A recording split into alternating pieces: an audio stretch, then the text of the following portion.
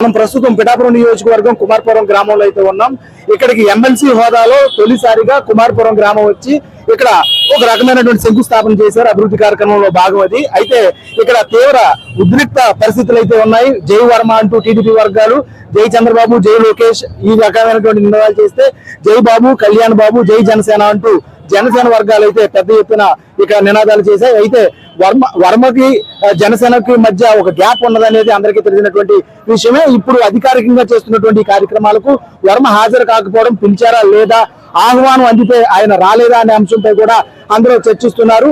ఆవిర్భావ సభ ఏదైతే జరిగిందో జనసేనకు సంబంధించి, ఆ సభలో ఏదైతే వ్యాఖ్యలు చేశారో అప్పటి నుంచి కూడా నాగబాబుపై ఈ టీడీపీ శ్రేణులు, పిఠాపురంలో టీడీపీ శ్రేణులు అయితే కాస్త వ్యతిరేక భావంతో ఉన్నారు. ఇప్పుడు ఈ పిఠాపురం నియోజకవర్గంలో పర్యటనలో భాగంగా ఆ వ్యతిరేకత మరొకసారి బయటపడింది. పెద్ద సంఖ్యలో ఇక్కడ టీడీపీ శ్రేణులు, అదేవిధంగా జనసేన శ్రేణులు వచ్చారు. ఈ నినాదాలతో మారుమోగింది. ఒకంతా నాగబాబు గారు అయితే అసహనం వ్యక్తం చేశారు. చాలా ఉద్రిక్త పరిస్థితులు ఇక్కడైతే నెలకొన్నాయి. అదే విధంగా ఇక్కడికి పెద్ద సంఖ్యలో పోలీసులు కూడా చేరుకున్నారు.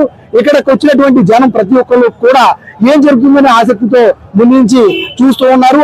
ఏదో గొడవ జరుగుతుందనేటువంటి సంకేతాలు అయితే ముందే వచ్చాయి. ఎందుకంటే ఒక పక్క జనసేన వర్గం, మరో పక్క తెలుగుదేశం వర్గంగా విడిపోయి ఎవరికి వాళ్ళు జెండాలతో అయితే ఇక్కడ దర్శనమిచ్చారు. తర్వాత నాగబాబు గారు వచ్చిన తర్వాత ఇది ఉద్రిక్తత మరింత పెరిగి నినాదాలతో అయితే మొత్తం అంతా కూడా ఇక్కడ ఒక రకమైనటువంటి ఘర్షణ వాతావరణం నెలకొంది. దీనికి సంబంధించి ఇది ఏమైనా టీడీపీ అధిష్టానం కానీ లేకపోతే జనసేన అధిష్టానం కానీ సరైన నిర్ణయం తీసుకుంటే తప్ప ఇక్కడ పిఠాపురంలో అయితే ఈ పరిస్థితులు సద్మనిగే అవకాశం కనిపించట్లేదు.